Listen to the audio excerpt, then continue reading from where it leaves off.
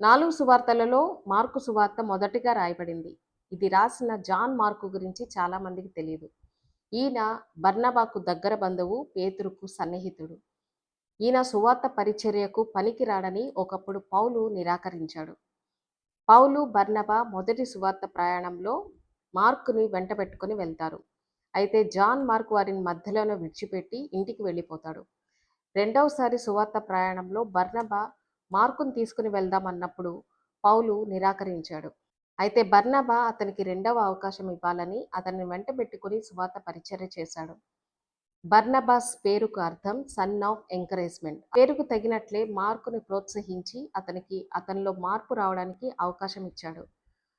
ఏ పౌలైతే మార్కును తృణీకరించాడో అదే పౌలు గారు మార్కును వెంటబెట్టుకొని తీసుకునిరా, అతను పరిచర్యకు ప్రయోజనకరుడు అని లేఖ రాశాడు.